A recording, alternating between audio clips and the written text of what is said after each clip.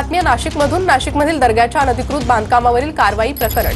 पालिकेच्या कारवाईला सुप्रीम कोर्टानं स्थगिती दिली आहे। पालिकेनं बजावलेल्या नोटीसला दर्गा ट्रस्टकडून कोर्टात आव्हान देण्यात आलं। हायकोर्टानं याचिका दाखल करून घेतली नसल्याचं ट्रस्टचं म्हणणं आहे। अतिक्रमण विरोधी मोहिमेनंतर सुप्रीम कोर्टात सुनावणी पार पडली आहे, तर हायकोर्टानं तातडीनं सुनावणी का घेतली नाही असा सवाल सुप्रीम कोर्टानं विचारलाय। पुढील कारवाईला स्थगिती देण्याचे देखील सुप्रीम कोर्टानं आदेश दिले। 21 एप्रिलला या प्रकरणी आता सुनावणी होणार आहे, त्यामुळे पालिका काय बाजू मांडणार याकडे लक्ष असेल। अधिक अपडेट घेणार आहोत आमचे प्रतिनिधी चंदन पुजाधिकारी यांच्याकडून। चंदन, काय अधिक माहिती आहे तुमच्याकडे?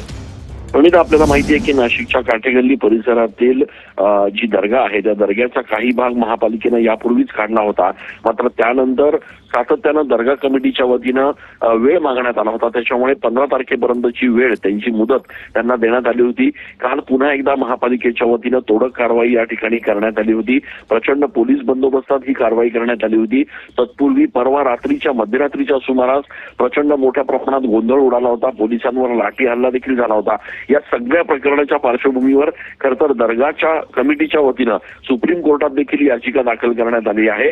हायकोर्टामध्ये आमचं म्हणणं ऐकून घेतलं जात नाहीये, आम्हाला त्या ठिकाणी तारीख मिळत नाहीये किंवा आमची याचिका दाखल करून घेतली जात नाहीये, अशा पद्धतीची एक याचिका जी आहे ती थेट सुप्रीम कोर्टात दाखल करण्यात आली होती। आणि सुप्रीम कोर्टाने देखील आता या सगळ्याची एकूणच पार्श्वभूमी लक्षात घेता महापालिकेच्या कारवाईला स्थगिती दिलेली आहे। पुढील सुनावणी जी आहे ती 21 तारखेला होणार आहे आणि त्यामुळे आता 21 तारखेच्या सुनावणीत नेमकं काय समोर येतं, काय नेमका निर्णय येतो हे बघणं देखील महत्त्वाचं ठरणार आहे। प्रणिता, अगदीच चंदन, अधिक अपडेट या प्रकरणी तुमच्याकडनं घेत राहू। तुर्तास धन्यवाद या सविस्तर माहितीसाठी।